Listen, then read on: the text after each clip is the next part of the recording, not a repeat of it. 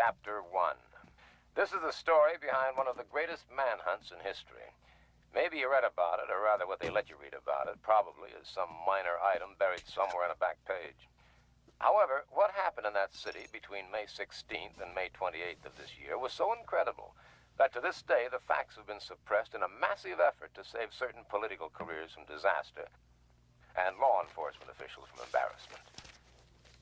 This will be the last time I will ever discuss these events with anyone.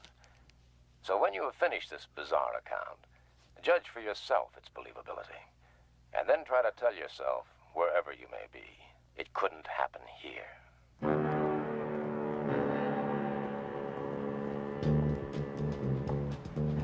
Sunday, May 16th.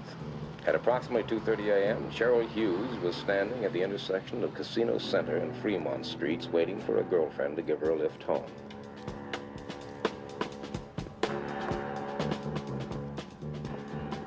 Cheryl Hughes was 23, 5 feet 5 1/2 inches tall, 118 pounds, blonde hair, light brown eyes, swing shift change girl at the Gold Dust Saloon. Cheryl Hughes, tired and hungry, but just mad enough to walk the 8 blocks to her small frame house off the corner of 9th and Bridger.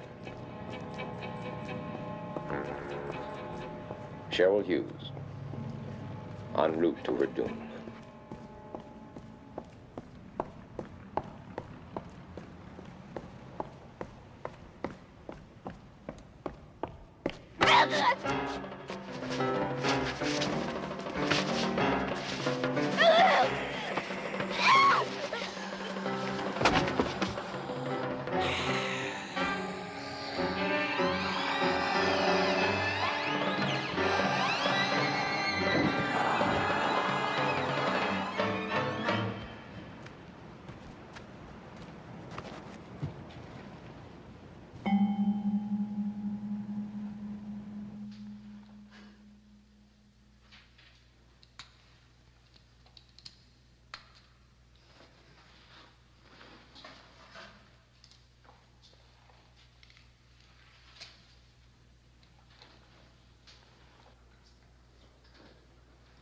Odd.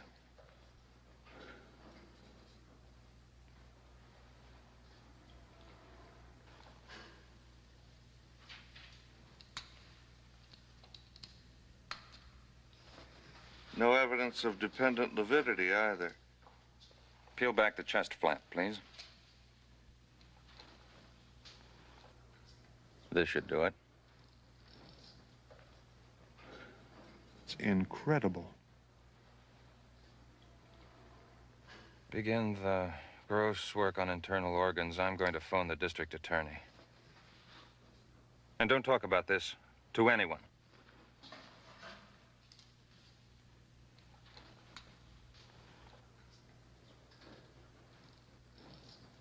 I came into it 2 days later, called back 97 miles from the first vacation I had had in 2.5 years because the story is so big no one else can handle it, according to our lovable managing editor. Rumor has it that the day Anthony Albert Vincenzo was born, his father left town. The story may be apocryphal, but I believe it. The only point I wonder about is why his mother didn't leave, too. Good morning, slaves.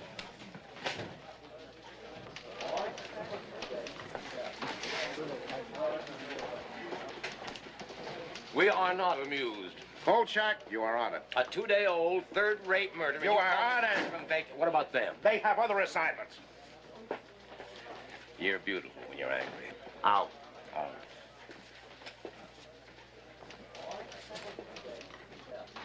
First stop, County General to see one of my most reliable spies. At least he used to be reliable. Hello, Carl. Oh, I thought you were disbarred from malpractice. I thought we were rid of you for 2 weeks. Yeah, so did I. Well, about this, Cheryl Hughes thing. Why does it say officially undetermined under cause of death? Why don't you ask the coroner? Oh, thanks. Come on, you're my spy here. But haven't I kept quiet about all those illegal operations you've been performing in closets? Come on, tell me true now, John. Was there anything unusual about the autopsy? No, all I know is she lost a lot of blood. Yeah, some spy. I'm just a poor, hard-working doctor that occasionally takes pity on an aging reporter. Dr. O'Brien, any messages there for me? Pulitzer Prize story to me.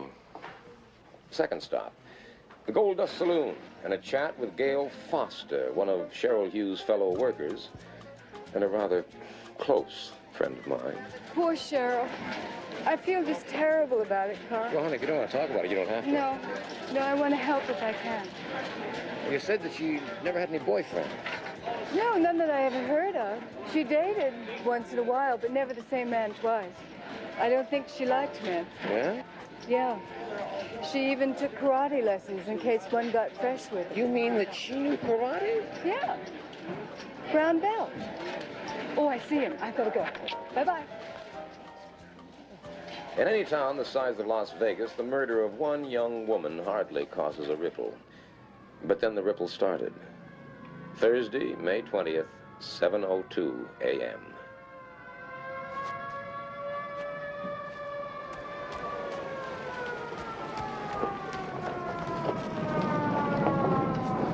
Over there. I didn't go down. I couldn't. Okay. Don, take your statement.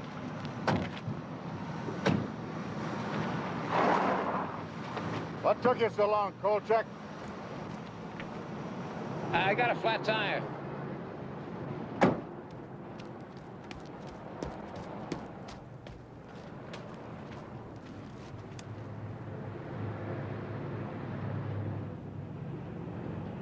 Not a footprint inside. Is that physically possible? If it happened, it's possible. Well, it sure looked like it happened. Now, come on. Bonnie Reynolds, 27, divorced, cocktail waitress at the Harem Room Casino.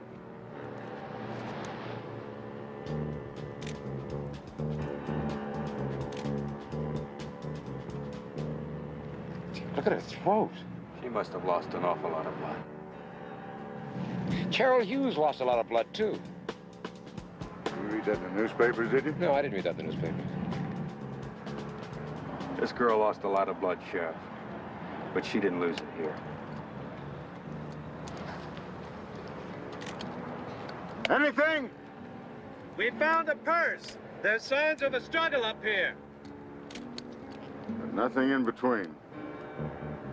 Only our footprints.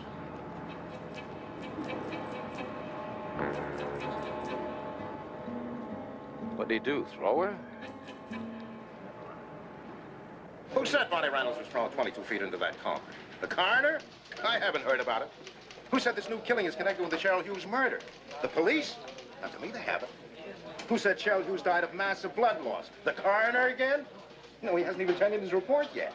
And who, may I ask, said that a super powerful madman is running loose in Las Vegas? You hearing voices, Kolchak? I did not make up the facts. Oh, I know your boy.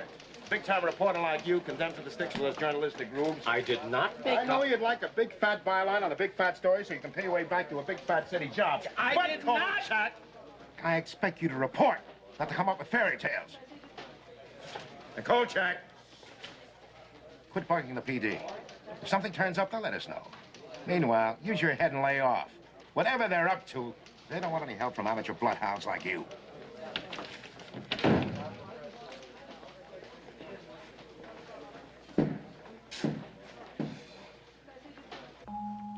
Friday, May 21st, 8:06 a.m. Apartment of Carol Hanachek, swing shift cocktail waitress in the Bird of Paradise show lounge. She'd gotten home around 2:15 a.m., poured herself a glass of milk, opened the back door of the kitchen for reasons unknown, and died like the others. Suddenly, quietly, without disturbing her sleeping roommate only a few feet away.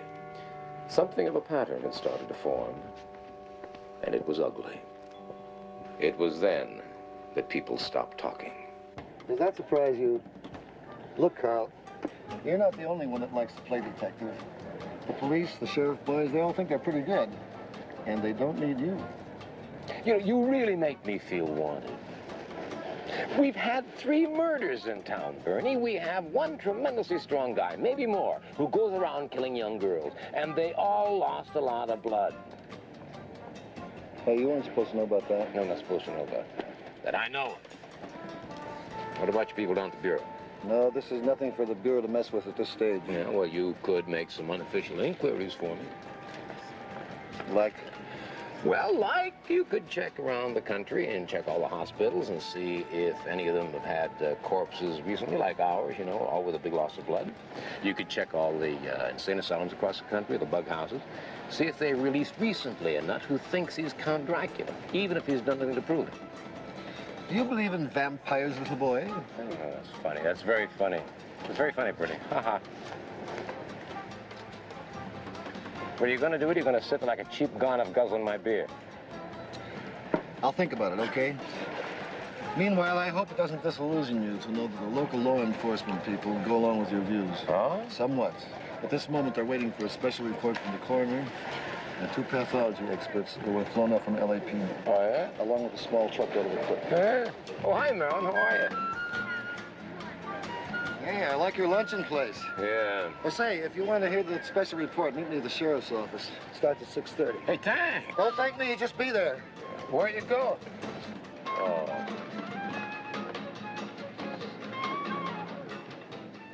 Mr. Kolchak, telephone, please. Mr. Kolchak.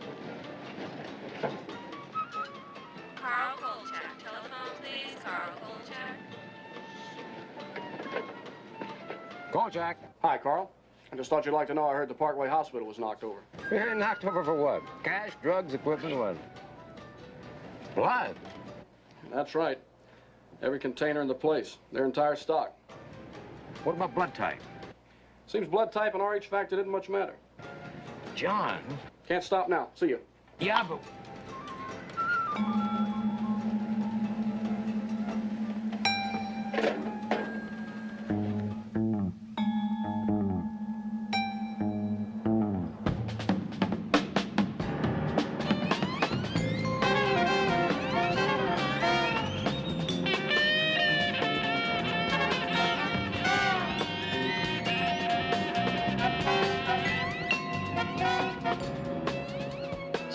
p.m., Clark County Courthouse. Present, in addition to myself and 2 incompetents who called themselves reporters, were Warren Butcher of the Sheriff's Office, Thomas Payne of the District Attorney's Office, Captain Edward Masterson of the Las Vegas Police Department, and old buddy Bernie Jenks, holding forth with his inimitable cool, Dr. Robert McCurgy, boy coroner. We found that death in each case was extremely swift, coming in something less than a minute. After the initial wounds were inflicted, the blood was drained very quickly, some kind of suction device being used. Now, this would explain why no blood was found anywhere in the victims or in the areas they were discovered. Dr. Kolchak, Daily News, do you have any idea what could have made these wounds?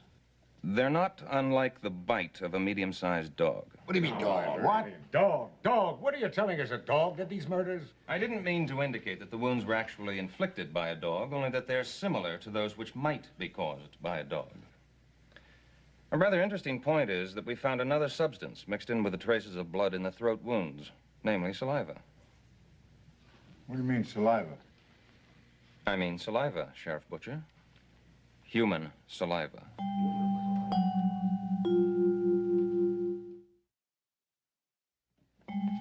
If McCurgy had suggested that the murders were committed by a giant butterfly, he couldn't have made more sparks. Now, what do you mean human? Are you suggesting that each of these women was bitten in the throat by a man? At present, the evidence points that way. However, I couldn't and wouldn't hazard a guess as to motivation. I can only be sure they each died from shock, induced by massive loss of blood. Dr. McCurgy, is it possible that he killed these women by biting them in the throat for the express purpose of drinking their blood? Kolchak, now you're here by the mutual suffrage of us all. Sufferance. What? It's sufferance, Sheriff. Whatever it is, just shut up. I'll answer that. There have been cases of people who, through some mental derangement, have come to believe they were vampires. In Germany in the 1920s, there was one fellow who did use his teeth to rip out his victims' Now, we are throats. not going to jump to any conclusions about who or what killed these women. It is possible, you know, to type a person's blood from his saliva. If I were you, gentlemen, I'd look for a very anemic fellow, possibly with some rare blood disease. Well, I don't care what kind of a nut killed these women. But I'll tell you this, he's out there, and I bet he's high on pot or the hard stuff, and he's going to kill again unless he's stopped. Masterson, what have your people got on this Parkway blood theft? Well, the latest is the nurse said she saw something funny out there last night, or early this morning. Seems that a tall, skinny guy dressed as an orderly was nosing around the refrigerated storage area. That's where they keep the blood and the plasma. She didn't think much of it then, but later when she spoke about the guy to the floor super, she was told that there was no such tall, skinny guy on duty there. Description as follows. White male adult. 6'2" to 6'4", thin. About 175 pounds with pale complexion. Dark hair. So we start looking for a man, local resident, or worse yet, some outsider who may not even still be in the area. We'll check the airport, the bus terminal, railroad station, blockade the highways, and if we're lucky, we'll get him. If he's stupid enough to still be hanging around after 3 crimes. Now, you got any other suggestions? Just do it. All right, let's break this up. Thank you, Dr. Thank you, Doctor. Mr. Payne, I shouldn't be too inclined to reject Mr. Kolchak's theory out of hand if I were you. It is at best highly speculative, but not altogether unwarranted. Kolchak. You can throw away that cassette. Now, this vampire stuff is to stay right in this room. Until we have the assailant in custody, we say nothing about these women being drained of blood. There'll be no rumors, no reports in the paper. The official opinion at this time is that the cause of death is undetermined. We don't want to cause a panic. It's bad for police operations. It's bad for the people. And it's bad for business. Thank you for your cooperation. Well, Kolchak, I want to have a talk with you. Now, boys, there's no reason to bother the doctor anymore. I have a prepared statement in my office. You can go back to the lab. Kolchak, you're becoming a real pest. I'll have to have a word or two with Vincenzo about you. You know, maybe one of the other boys at the office should handle this from here on. Keep your nose clean, son. Stay out of other people's business. It's healthier that way. Carl, will you watch what you're saying? You know these guys. You could find yourself out of a job in 86 all over town. That go for you too, Jenks? Oh, boy, who can talk to you when you get like this? Now, listen, I'll nose around unofficially for you on anything you bring me, just between the two of us. But do me a favor and stay away from me for a few days, just for friendship's sake.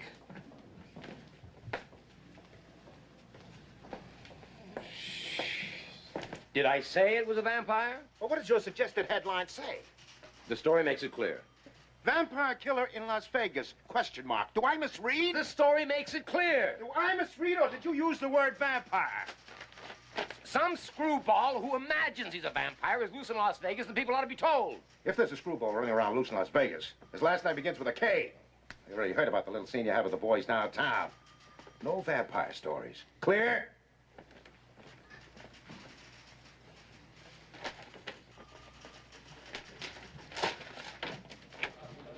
How about a special featurette with a border of roses? An interview with the 2 girl victims in heaven with a celestial choir in the background. Ow!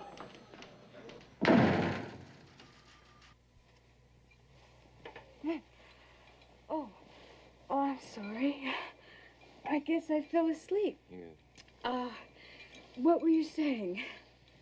You know, you do great things for my masculine ego, you know? Yeah. Well, actually, I was saying that I think that Vincenzo has a new sense of a tree stump. It's got to be one man. It's got to be. Big, strong, psychotic. Well, you're certainly making me very glad that I work nights. Oh, well, I told you to quit working nights, didn't I?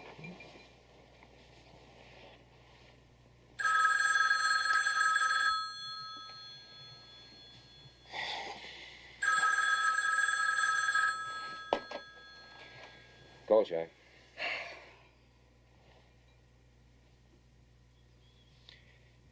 forever in your debt, love. What was that? The killer's done it again. Oh, no.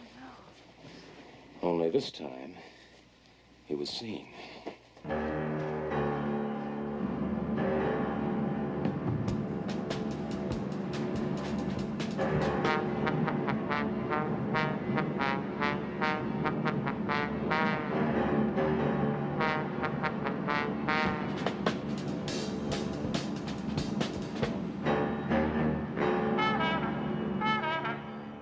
Standing over there.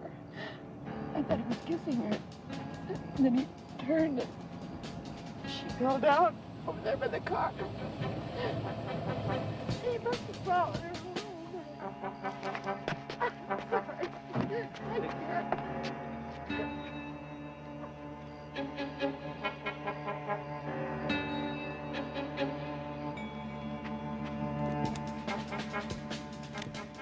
Victim number 4.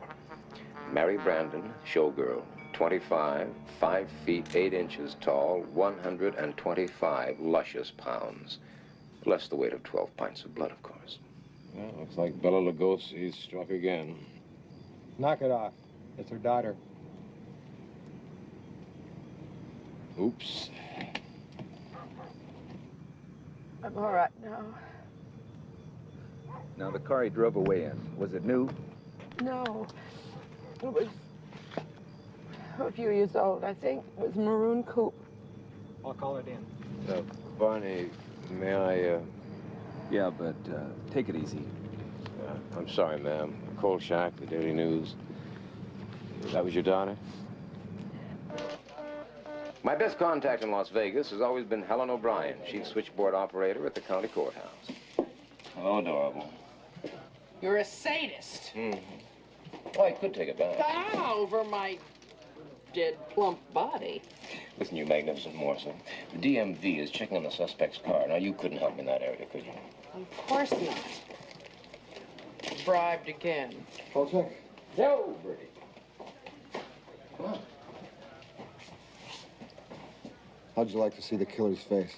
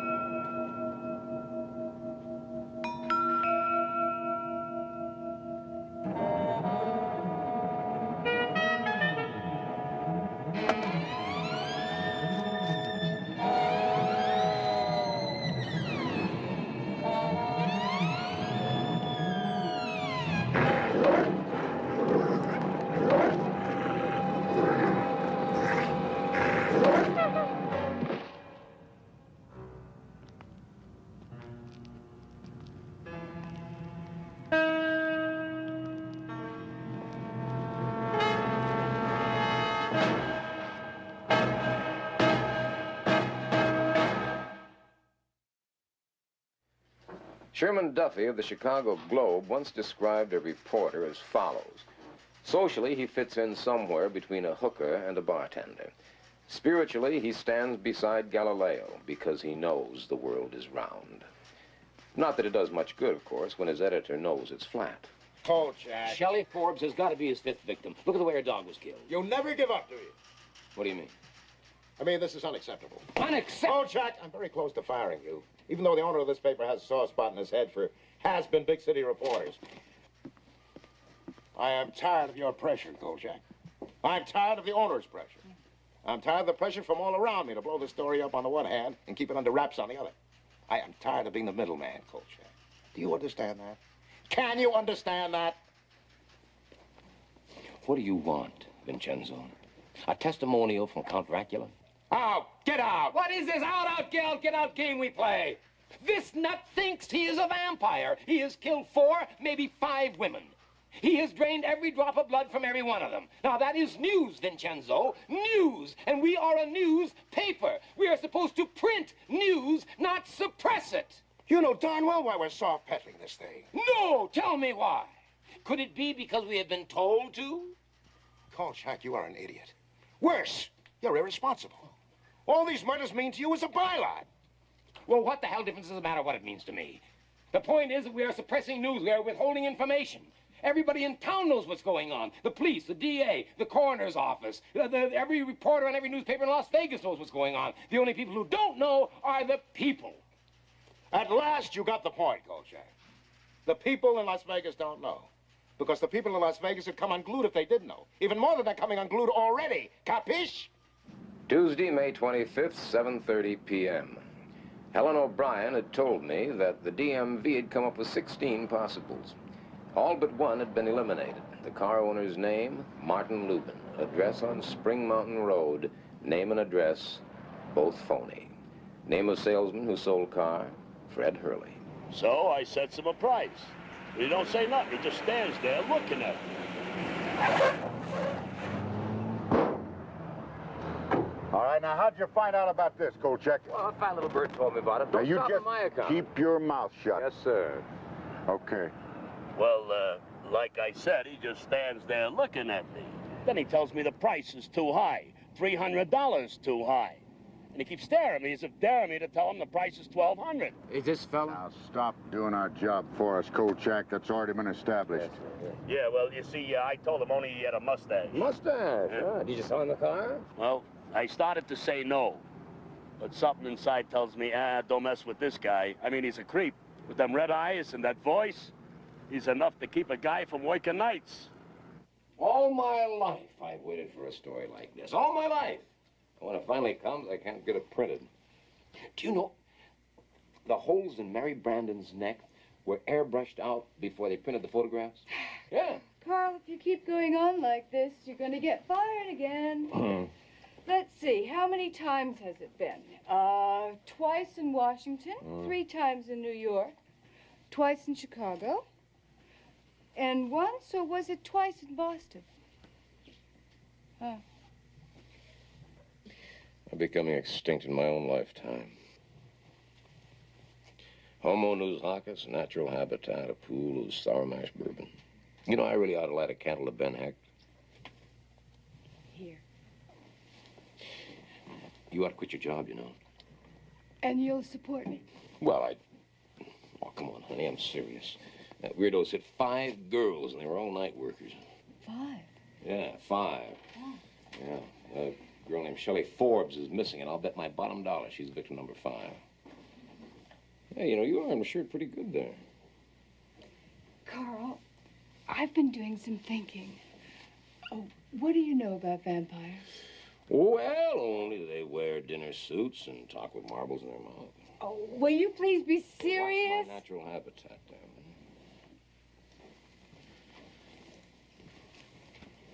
damn it. Open it. Oh. Everything you always want to know about vampires, we're afraid to ask. No, you're going to look at it. Come on, why? Well, what if the killer's a real vampire? Oh, honey, please. I've had a very He's done long everything week. that's in this book. Whoopee. You're going to read it. Yes, all right. I'm going to read it. Ooh. Ah. Oh, now, come on. You're a big, tough reporter. You can take it. You might even get a good feature article out of it. That's it. Oh, yeah. Since the beginning of man's existence, there have been creatures of the night, crazed monsters that track the bloody prints through the pages of fact and fiction.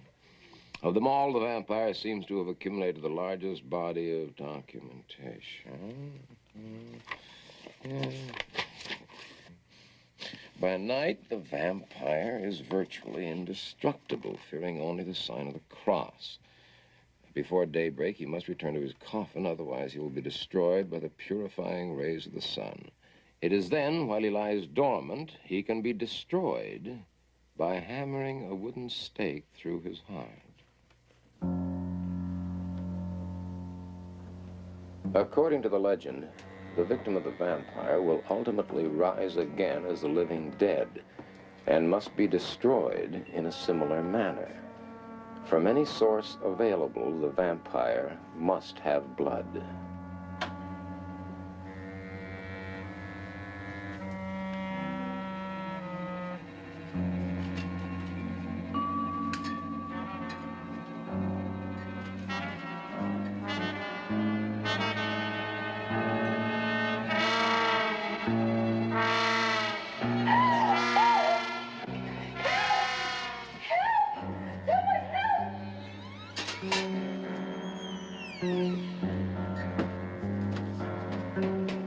He's in there.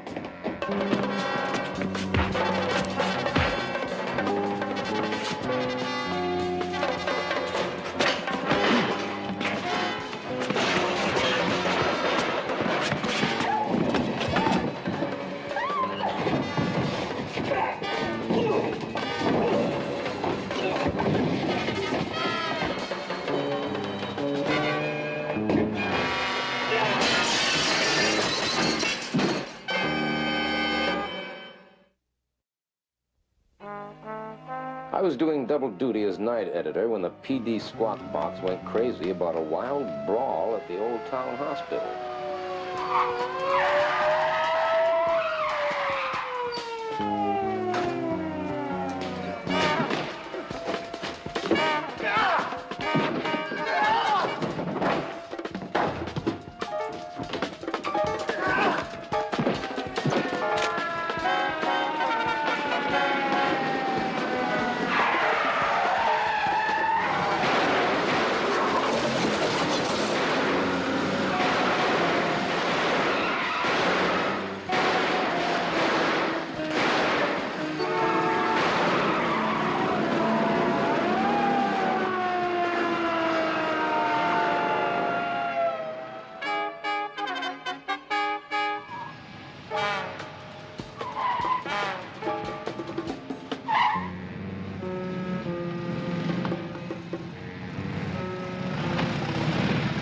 Thursday, May 27th, 8:20 a.m., and things were rolling.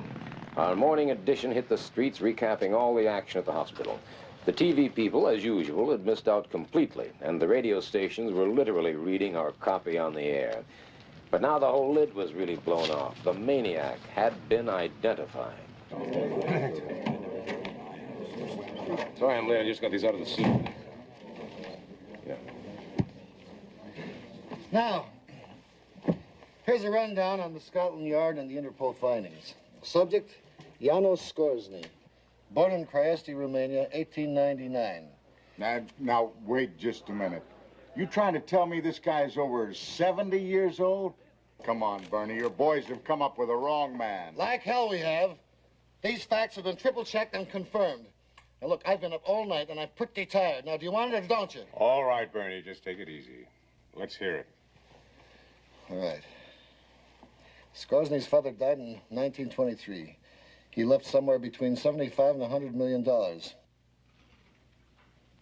At this time, he began to travel, and he became known throughout Eastern Europe as a big lover of nightlife. Now, we don't have a lot more on him before World War II. However, Scotland Yard reports that he showed up in England just in time for the German Blitz. I'm sure Mr. Kolchak will find the following facts of interest. Such formality from a man who always guzzles my beer. While in England, he passed himself off as Dr. Paul Belasco, specialist in hematology research. His work involved freshly killed air raid victims from various London emergency rooms. As a matter of fact, at his residence in Shafto Court, he installed several kinds of sumps, tubs, and an extremely large commercial meat freezer. In 1948, he turned up in Canada still as Dr. Belasco, and further checking made his presence known in almost every place along the U.S.-Canadian border where rioting and violence and a number of dead bodies were found. We believe he left Canada for Vegas April 19th under the name of Detective Constable Alan Hensley. Now, because of his British citizenship, he is an international fugitive. So my people are very interested in it. This is no longer just a local matter.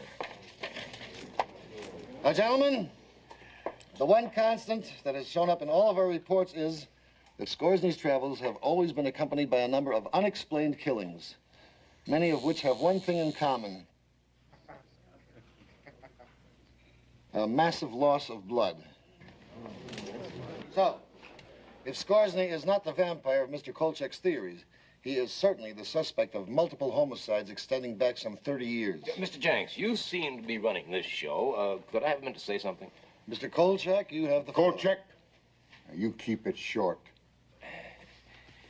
I was at the hospital yesterday, and a lot of things were happening that you just simply cannot explain away. Sheriff, your own men shot at him, some at point-blank range. How come it didn't even slow him down? How come a man over 70 years old can outrun a police car? How come this same man, when slugged in the head, doesn't even bleed? Now, I saw those gashes in his head, and whatever was trickling down from those wounds, it was clear. It was now, this not guy's blood. got a motor mouth. Can't we shut him up? No, let him hang himself. Then we'll finally be rid of him. So far, he has killed 4, probably 5 women. Now, the coroner said that those bite marks on the throat were made by human teeth. He practically confirmed the fact that he actually drank their blood. Now, wait a minute. Whatever the Scoresny may be, he seemed to be functioning as if he were a vampire. Now, you can go on operating as if he were an ordinary man. That's up to you. But I know that the only way you're going to get him is if you proceed under the assumption that he's a real live vampire. Now, the research that I've been able to find... Wait a minute, Kolchak. Have you lost your mind? Can you imagine the total blind panic this town would be in if the public were told we were actually looking for a vampire? Not to mention the irreparable damage it would do to the image of law enforcement in Vegas. That's what it's all about, isn't it? That's it. Boy, I really can't believe that you guys are so afraid of appearing stupid that you'll ignore the only possible way of nailing him. You listen, Kolchak, and you listen good. We'll handle this by ourselves, and without undue public observation. No undue public observation. You've blown it already. Look here. Look what's appeared in my paper today. People are going to be calling for a grand jury investigation. You can't stop the rumors from all over. Sit down.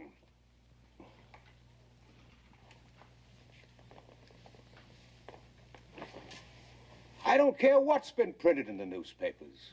This man is still classified as an ordinary maniac, and he'll be settled by standard police procedures. Oh, boy. And you better start cooperating with that fact, Kolchak, or you want to get your pushy-tushy kicked right out of town.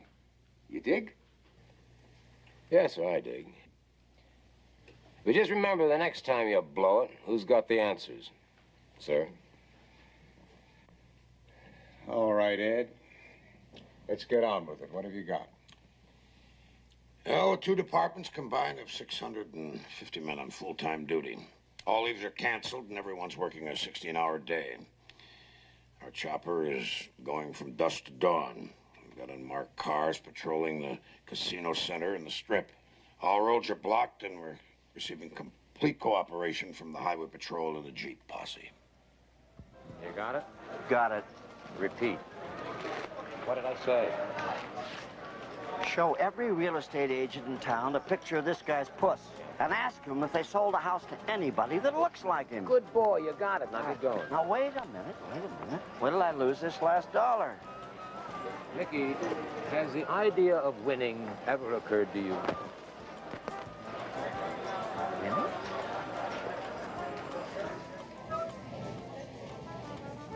Oh, boy. You spoke. You know, I have a very strange, unhappy feeling that the police are never going to catch his murderer. I also have another very unhappy feeling. Which is? That this case may be even bigger than I thought it was. Bigger? Well, stranger than. I've seen a lot of weird things in my life, love. I have never, ever seen anything like this. You don't tell me that you're finally going to believe? I don't even want to think about it. Car 14, check out the report of the 2 ladies downtown Casino Drive. Code 1033, code 1033, all units. units, all units. Janos Skorzeny, spotted in 1969. Green unpaneled station wagon. Intersection OK and Hustles.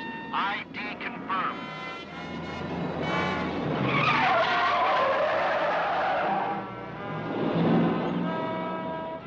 Positive visual contact made.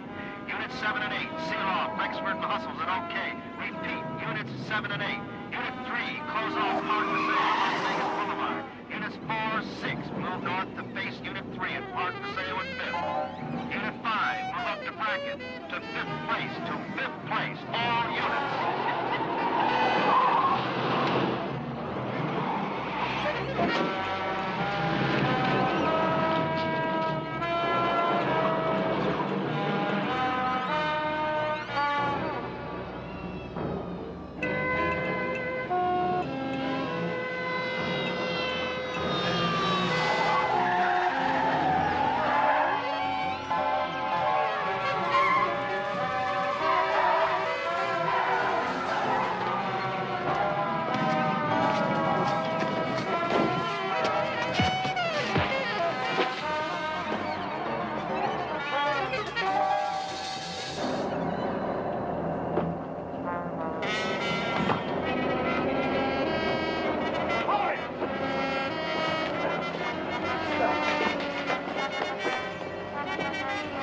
Get up.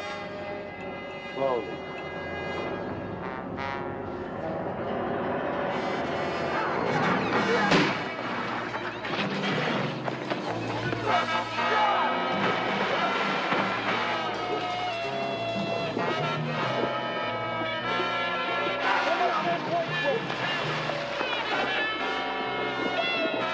He's holding fingers down.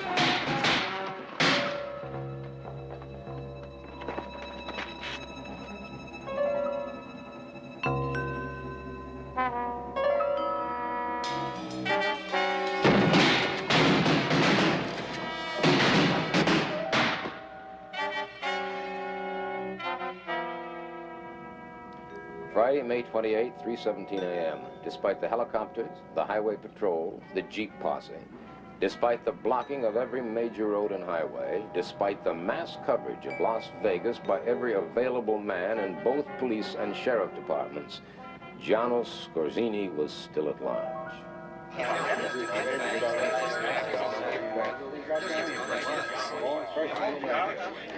The courthouse conference room had been a scene of chaos for more than 3 hours now. Messages were still flooding in from every outside unit. Every available man who had taken place in the capture attempt was being debriefed. At the hospital, 2 officers had died and a third was hovering on the edge. Reports on them were still coming in as the greatest manhunt in the history of Las Vegas continued in vain.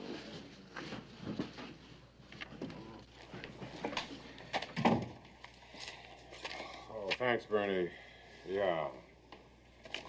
Well, what are we going to do? Now, are you willing to listen to my insane ideas? Kolchak, get out of here. Warren, hold it. Kolchak, you were there, weren't you? Yeah? Every man we've questioned insists not only that Skorzeny was possessed of incredible strength, but that he was shot more than once during the capture attempt. Oh, I'd say it 30, 40 times. I'm sorry, I'm not buying that. Captain, you have 2 choices. Either he was shot, or your entire police department is blind. Ed, let's admit it. We had the man, had him cornered, and we couldn't hold him. Let Kolchak have his say. Before I do, is it agreed that in return for my help, you will grant me the exclusive rights to the entire story? Well, let's say it's agreeable if we decide to follow your suggestions regarding the suspect? Fine, fine, because if you don't follow my suggestions, you're going to be chasing your suspect till doomsday. Kolchak, just get on with it. Of course.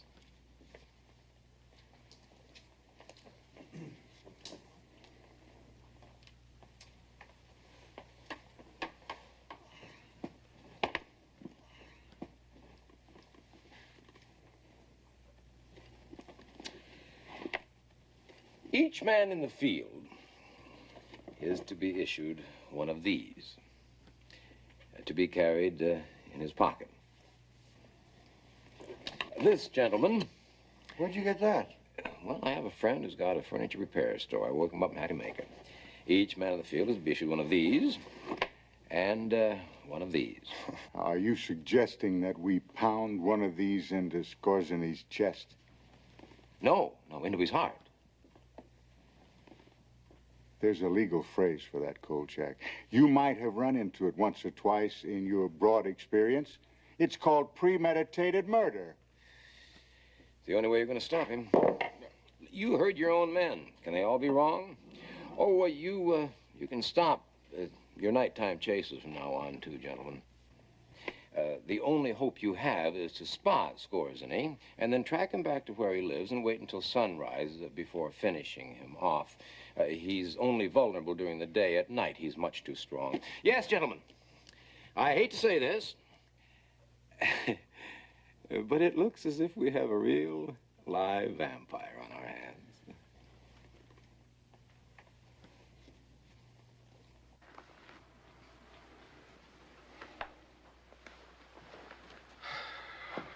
Ed. Yes, sir. Juan. Yeah. Tom, I'd like to be in on this, too.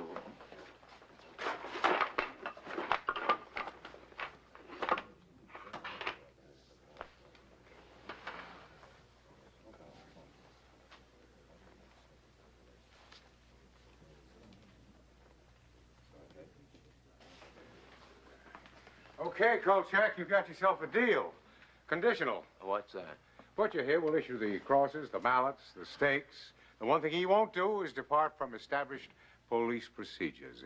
If feasible, Skorzeny is to be taken alive and held for trial. Trial? That's right, trial.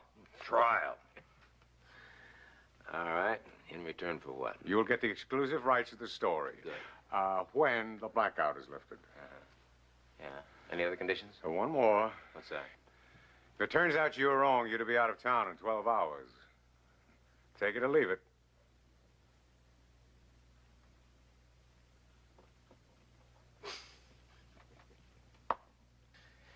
All right, I'll take it.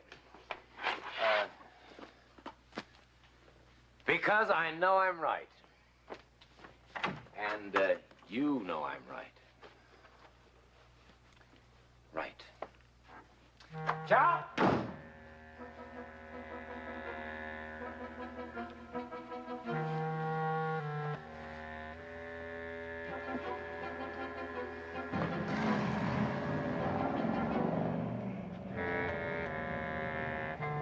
I'll take Manhattan, the Bronx and Staten Island, too. Watch out, you great big wonderful Big Apple. Kolchak's coming back. Yeah! As Manhattan's coming here, wait till I get to a land.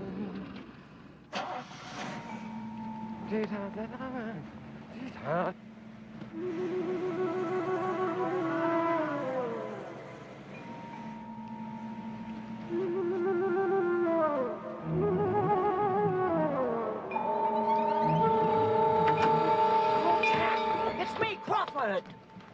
What are you doing driving off with me in the back seat? What are you doing in my back seat? I wanted to talk to you. I saw your car parked here, so I got in to wait for you, and I got sleepy. You got sleepy. Hey, I think I found the house.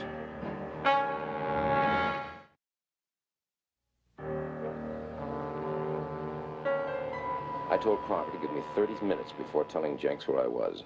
That way I could get to see the house alone for a while and also keep the police from arriving before dawn, which I knew they'd do if they got the chance, no matter what I told them.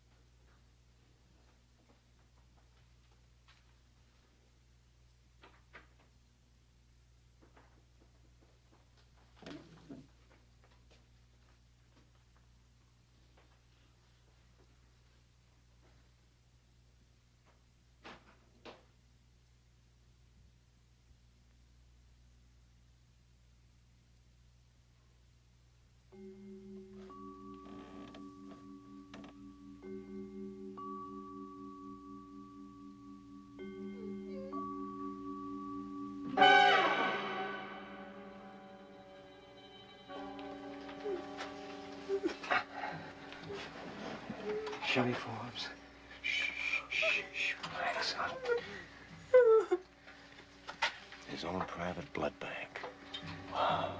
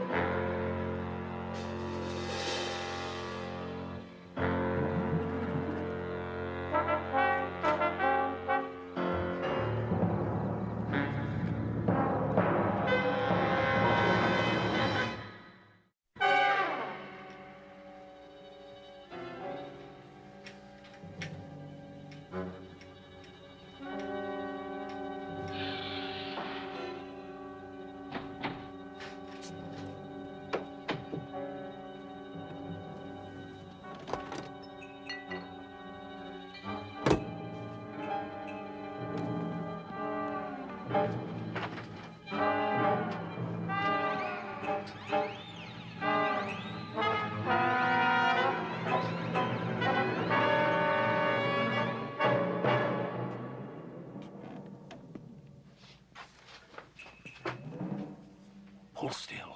It won't stick.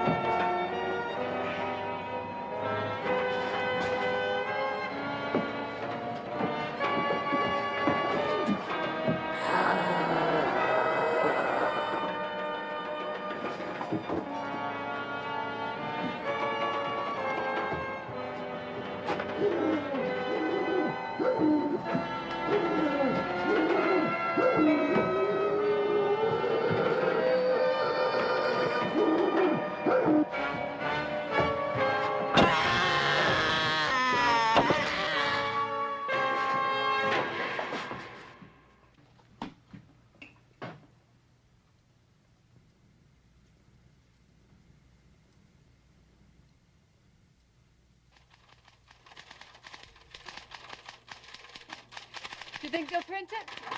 I know they will. We've got an agreement.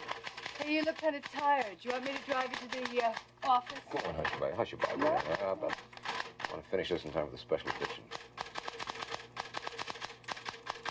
Hey, why don't you stop working nights Oh, Carl, not that again. and marry me? Yeah, well, you're a good cooker and a good kisser. Why not? Oh, baby, you're gonna love New York City. Honey, after this story hits the news services with my byline on it... Us married? Yes, us married! Don't look now, baby. But Kolchak's coming back in style.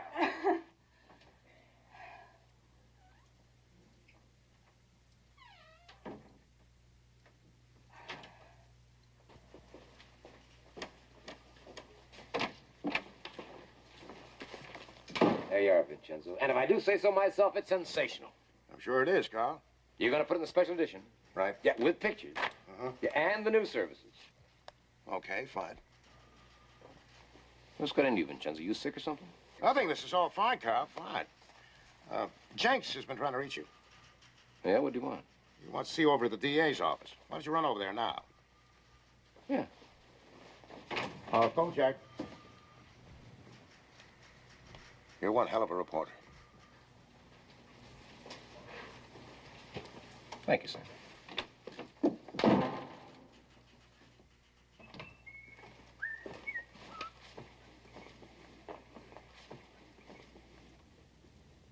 And a bright good morning to all of you.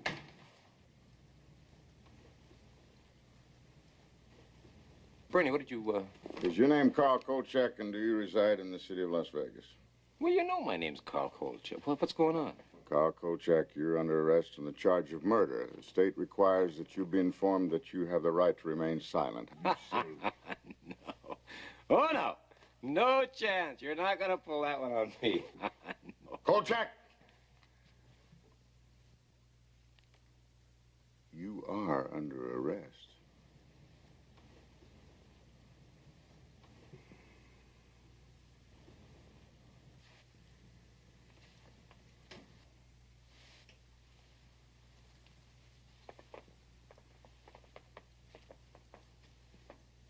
All right, Payne, just what kind of a dirty deal is this? You have a very short memory, Kolchak. A few hours ago, Sheriff Butcher himself saw you actually pound a wooden stake through a man's heart with this mallet. A man wanted for questioning. Questioning, mind you. He hadn't been arrested. He hadn't even been charged. You broke up our stakeout, and after we were kind enough to invite you to go along, you just charged in there in front of us and killed Janos Skorzeny before we had a chance to do anything.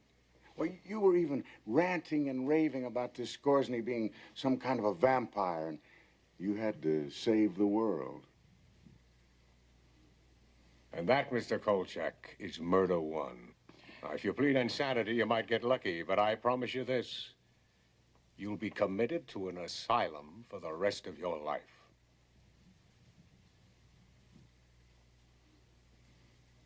I pull your fat out of the fire, and you do this. Carl, will you just sit down a minute and listen to them? Bernie, you were there! Carl, just listen.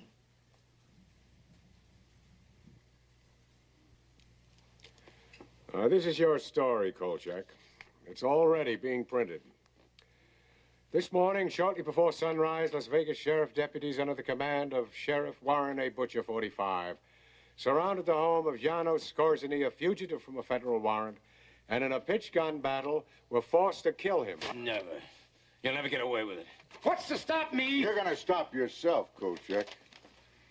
Because if you open your mouth, we'll find you, bring you back, use this warrant, and put you away forever.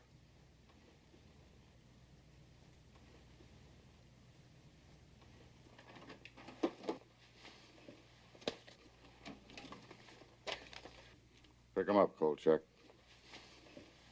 Pick him up and get out of town. Now, we'll take care of your back rent. I want to call Gail. She's not there, Carl. What have you done with her? Nothing. We just asked the young lady if she'd be good enough to leave town. She's an undesirable element, Kolchak, and we don't want undesirable elements in Las Vegas.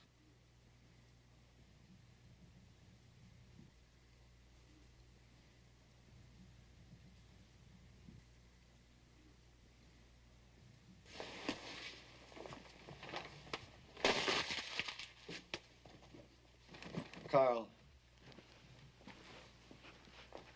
there's nothing I can do. Carl, you let me know where you end up, huh? Yeah, sure, Bernie. I'll keep in touch.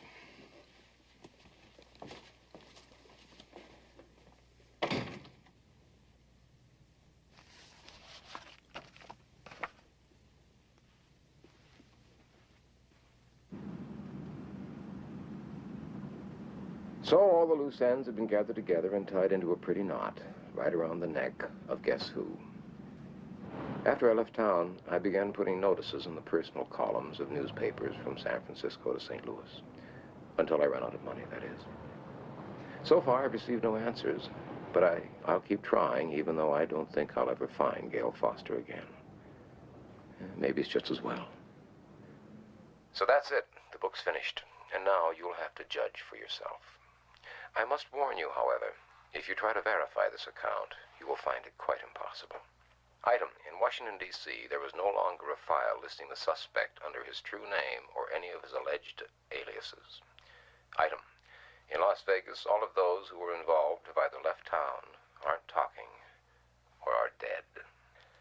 I haven't had a decent night's sleep since all this happened. And now you might find it difficult, too, because there is still one fact that cannot be buried. After the death of Janos Skorzeny, he and all of his victims were immediately cremated. Why? Remember the legend?